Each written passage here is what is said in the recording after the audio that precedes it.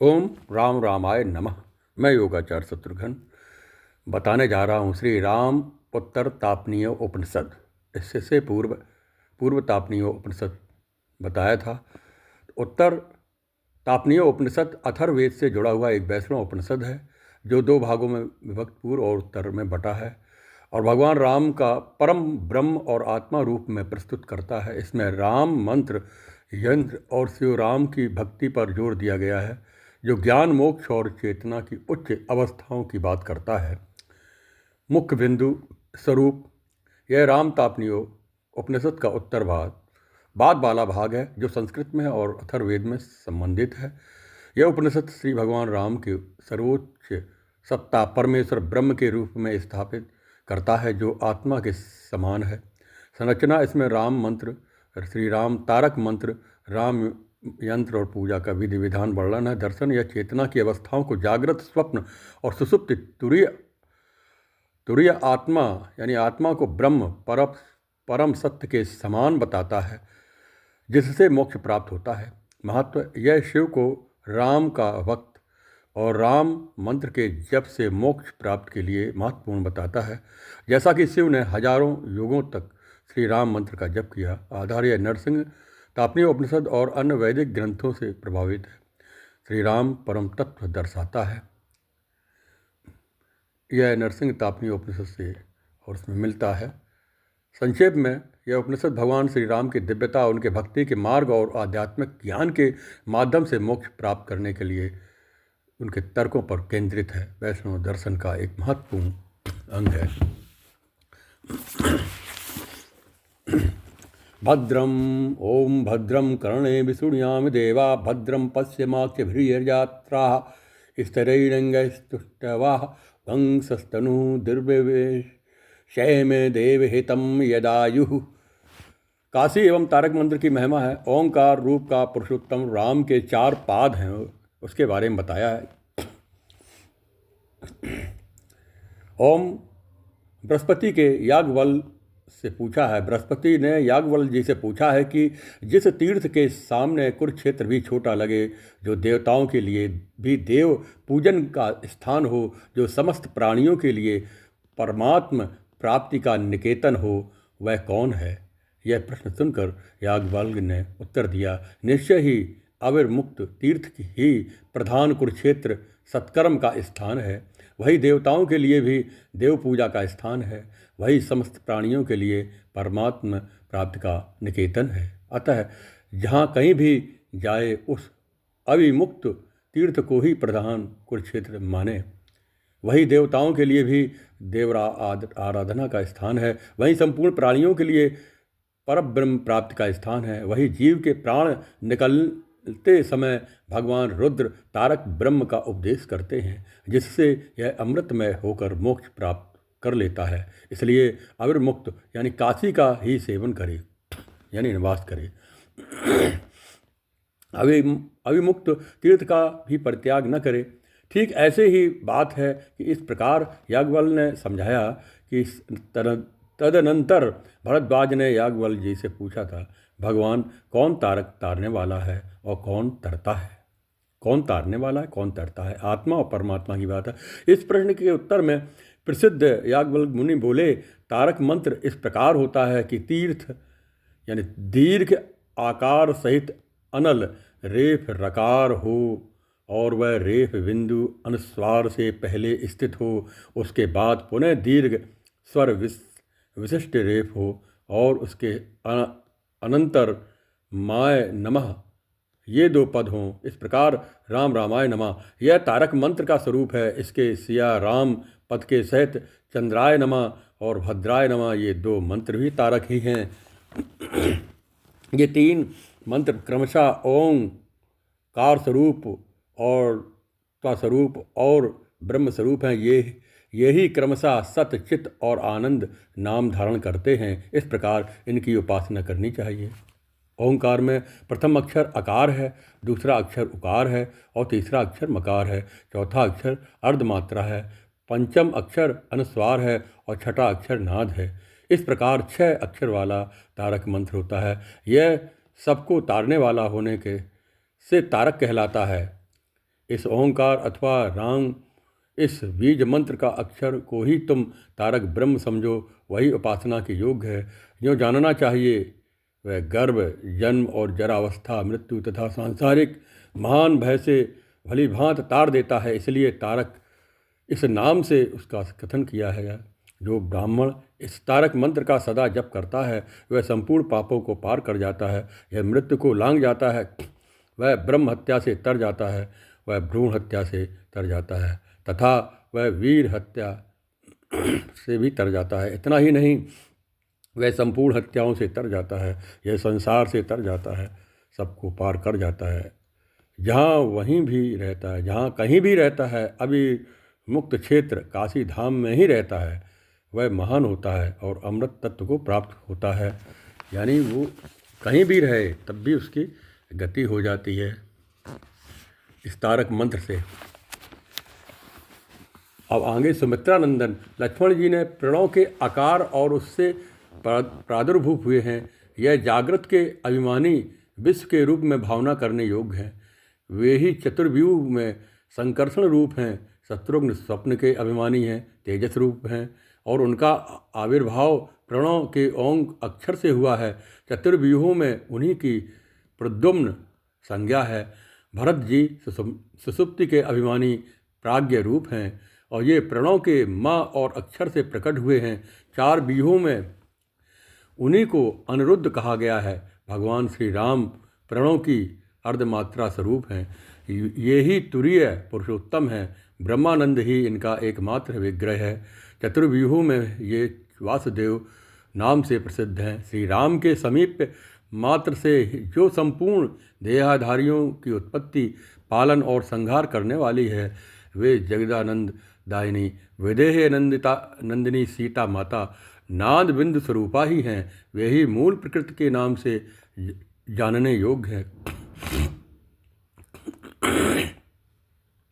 प्रणव से अभिन्न होने के कारण ही उन्हें ब्रह्मवादी जन प्रकृति कहते हैं। मूल प्रकृति रूपाम त्वम भजाम करना, राधा और सीता मूल प्रकृति। ओम का अक्षर अविनाशी परमात्मा है, वह प्रत्यक्ष देखने वाला, संपूर्ण जगत उसका ही उपाख्यान है, उसी की महिमा का प्रकाशन करने वाला है। जो पहले हो चुका है, जो अभी वर्तमान है तथा जो भविष्य में होने वाला है, वह संपूर्ण जगत ओंकार ही है। तथा जो ऊपर बताए हुए तीनों कालों से अतीत दूसरा कोई तत्व है, वह भी ओंकार ही है। ओंकार नाम है और परमात्मा नामी, नाम और नामी में कोई अंतर नहीं है। वह दिखाने के लिए ही यहाँ सब कुछ ओंकार बताया गया है। निश्चय ही यह सब ब्रह्म है। वह सर्वांतर्यामी आत्मा भी ब्रह्म है। इस परमात्मा के चार पाद हैं। यद्यपि परमात्मा एक और अखंड है, तथापि उसके संपूर्ण स्वरूप का बोध कराने के लिए ही उसमें चार पादों अंशों की कल्पना की गई है। जागृत यानी स्थूल जगत, स्वप्न अर्थात सूक्ष्म जगत, सुषुप्ति प्रलयावस्था अर्थात कारण तत्व में लीन जगत तथा इन सब से अतीत विशुद्ध ब्रह्म, यही समग्र परमेश्वर के चार पाद अथवा अंश हैं। श्री राम तत्व के वर्णन में राम यह बीज ही प्रणव है तथा पुरुषोत्तम राम संपूर्ण परमेश्वर हैं। उनके चार पाद हैं या अंश हैं लक्ष्मण, शत्रुघ्न और भरत तथा कौशल्या नंदन श्री राम। ये चारों मिलकर के ही संपूर्ण राम है। जैसे सब कुछ ओम है, वैसे ही राम भी है। राम और ओम में महात्म्य और महिमा की दृष्टि से कोई अंतर नहीं है। अतः यह संपूर्ण जगत श्री राम की महत्ता का प्रकाशन कर रहा है। जागृत अवस्था की भांति यह संपूर्ण स्थूल जगत, जिसका यवयव संस्थान शरीर है, जो वाही प्रज्ञ है, उसका ज्ञान इस बाह्य जगत से यानी बाह्य जगत में सब ओर फैला हुआ है। भू भुवाह आदि सात लोक ही जिसके सात अंग हैं, 5 ज्ञानेंद्रियाँ, 5 कर्मेंद्रियाँ, 5 प्राण और 4 अंतःकरण, ये 19 समष्टिकरण ही जिसके मुख हैं। जो स्थूल जगत का भोक्ता अर्थात उसको जानने वाला, अनुभव करने वाला ऐसा वैसा नर विश्वरूप पुरुषोत्तम ही संपूर्ण परमेश्वर का पहला पाद है। लीला पुरुषोत्तम श्री राम के 4 पादों में से प्रथम पाद श्री लक्ष्मण जी हैं। ये शेषनाग के रूप में अखिल विश्व के आश्रय होने के कारण ही विश्व अथवा वैश्वानर नामक धारण करते हैं, विश्वानर नाम धारण करते हैं तथा श्री राम की प्राप्ति के लिए प्रथम उपाय है श्री लक्ष्मण जी की आराधना, अतएव उन्हें प्रथम पाद कहा गया है। वे सदा जागरूक और स्थित में रहते हैं, अतएव जागृत स्थान बाहर की संपूर्ण बातों को जानने में सतत सावधान रहने के कारण उन्हें वही प्रज्ञ कहा गया है। भूर्भुवा आदि 7 लोक अथवा तल अतल आदि 7 पातालों की स्थिति उनके ही अंगों पर है, अतः वे सप्तांग हैं। पुराण, न्याय, मीमांसा और धर्मशास्त्र, व्याकरण, ज्योतिष, छंद, कल्प, शिक्षा एवं निरुक्त ये 6 अंग ऋक्, साम, यजु एवं अथर्व ये 4 वेद तथा आयुर्वेद, धनुर्वेद, गंधर्ववेद, अर्थशास्त्र और दर्शन ये सब मिलकर के 19 विद्याएं हैं। लक्ष्मण जी के मुख में स्थित हैं, अर्थात उन्हें मुख द्वारा वे ही इन विद्याओं का वर्णन करने में समर्थ हैं, अतएव उन्हें एकोनविंशतिमुख कहा गया है। संकर्षण रूप से प्रलय काल में अपनी मुखाग्नि द्वारा समस्त स्थूल जगत को वे ग्रस लेते हैं, अतः स्थूल भुक हैं। मन की सूक्ष्म वासना द्वारा कल्पित मनोमय जगत ही स्वप्न कहलाता है, अतः स्वप्न पद यहाँ सूक्ष्म जगत का ही बोधक है। यह सूक्ष्म जगत ही जिसका स्थान है, जो अंतःप्रज्ञ है, अर्थात जिसका ज्ञान सूक्ष्म जगत में व्याप्त है तथा जो पूर्वोक्त 7 अंगों और 19 मुखों से युक्त हैं, वह प्रविविक्त सूक्ष्म जगत का भोक्ता, जगत के सूक्ष्म तत्वों का अनुभव करने वाला तेजस, आकाश स्वरूप हिरण्यगर्भ इस संपूर्ण परमेश्वर का द्वितीय पाद है। श्री राम पक्ष में श्री शत्रुघ्न ही पूर्णतम परमात्मा श्री राम के द्वितीय पाद हैं, अंश हैं और लक्ष्मण जी की अपेक्षा दूसरे होने के कारण वे द्वितीय हैं।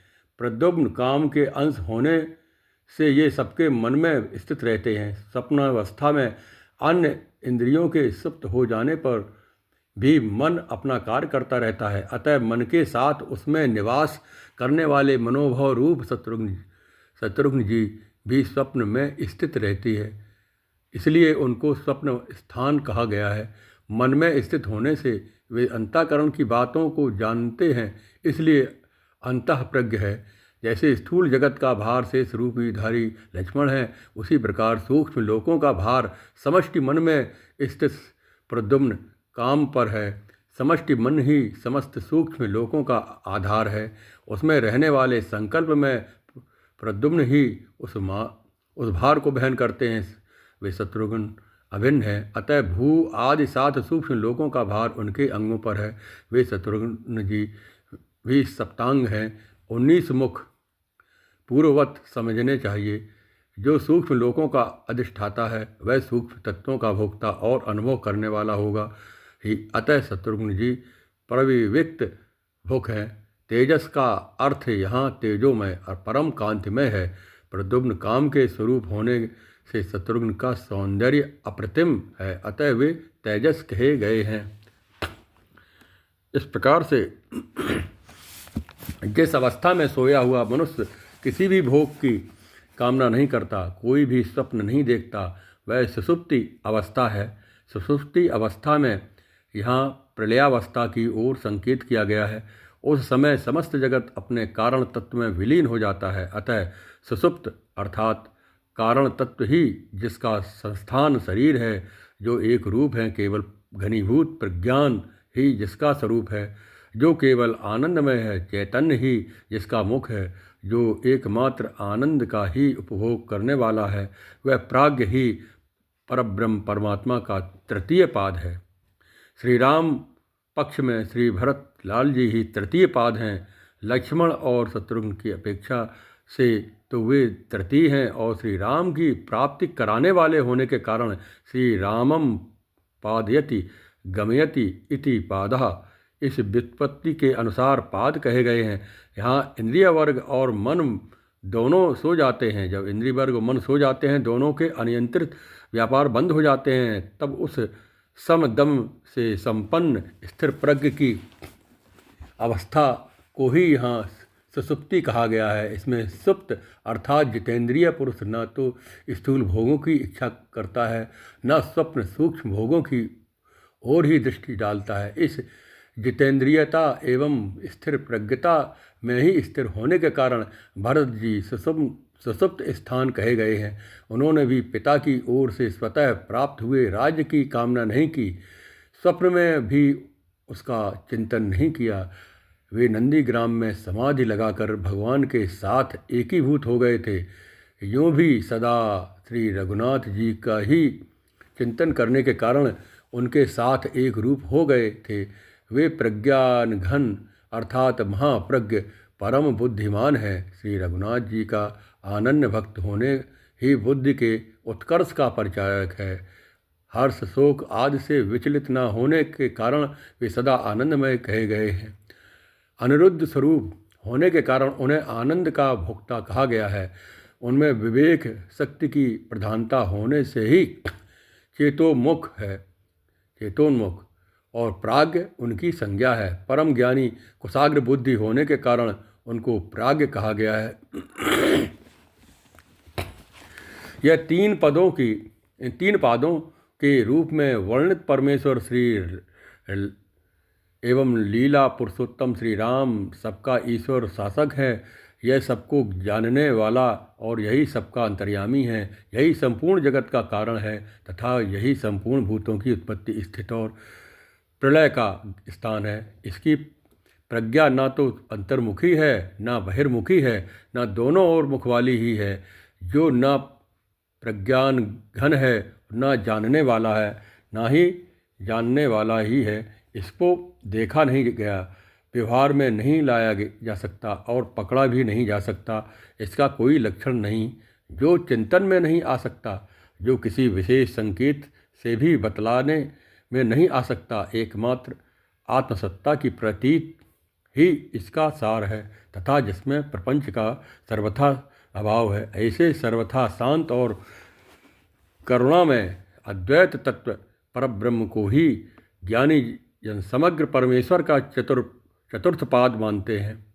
यह परमात्मा है और वही जानने योग्य है। श्री राम पक्ष में भी नान्ता प्रज्ञम आदि का पादों का यही अर्थ है। यहाँ श्रुति अनवर्चनीय एवं सर्वथा विलक्षण श्री राम तत्व का तटस्थ भाव से संकेत मात्र करती है। स्वरूपतः वर्णन करने में तो यह सर्वथा असमर्थ है, क्योंकि वाणी की यहाँ तक पहुँच ही नहीं है। वे पूर्ण ब्रह्म परमात्मा श्री राम सदा उज्ज्वल निर्मल और यश से प्रकाशवान है। अविद्या और उनके कार्यों में सर्वथा जो रहित हैं, अपने भक्तजनों के आत्मा का अज्ञानमय बंधन वे हर लेते हैं। सर्वदा अद्वैत हैं, उनमें द्वैत का सर्वथा अभाव है। वे आनंद मूर्ति हैं, उसके अधिष्ठान है, सत्ता मात्र उनका स्वरूप है। अविद्या जनित अंधकार और मोह उनमें स्वभावतः नहीं है, अथवा उनकी शरण में आते ही अविद्या भय यानी अविद्या में अंधकार और मोह का सर्वथा नाश हो जाता है। ऐसे वे अवर्चनीय परमात्मा श्री राम हैं। वह मैं ही हूँ, इस प्रकार चिंतन करना चाहिए। ओम तत्सत यत और परम ब्रह्म आदि नामों से प्रतिपादित होने वाले जो चिन्मय श्री रामचंद्र जी हैं, वह मैं ही हूँ। ऐसा ओम सच्चिदानंदमय परम ज्योति स्वरूप जो हैं श्री राम भद्र हैं, वह मैं ही हूँ। इस प्रकार अपने को सामने ला करके मन के द्वारा परब्रह्म परमात्मा श्री राम के साथ एकता करे, भगवान के साथ अपनी अभिन्नता का चिंतन करे। जो लोग सदा यथार्थ रूप से यानी समझकर मैं राम हूँ यानी रामो हम यूँ कहते हैं, वे संसारी नहीं है। निश्चय ही वे श्री राम के स्वरूप हैं, उनमें तनिक भी संदेह नहीं है। यह उपनिषद है जो इस प्रकार मानता है कि वह मुक्त हो जाता है। इस प्रकार याज्ञवल्क्य जी ने उपदेश दिया।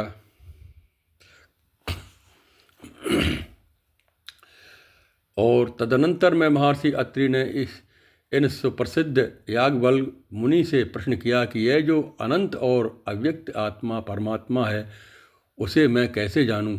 तब वे प्रसिद्ध याज्ञवल्क्य जी ने बोले कि इस अव्यक्त परमात्मा की अविमुक्त क्षेत्र में उपासना करनी चाहिए। वह जो अनंत एवं अव्यक्त आत्मा है अविमुक्त क्षेत्र में से प्रतिष्ठित है। प्रश्न, किंतु इस अविमुक्त क्षेत्र की स्थिति कहाँ है। तो उत्तर में अविमुक्त क्षेत्र वर्णा और नासी के मध्य में। वर्णा नाम से कौन प्रसिद्ध है, तो नासी किसका नाम है, तो संपूर्ण इंद्रियकृत दोषों का वारण करती है, उसमें उसे वर्णा कहा है। और समस्त इंद्रिय जनित पापों का नाश करती है, उसे नासी कहलाता है।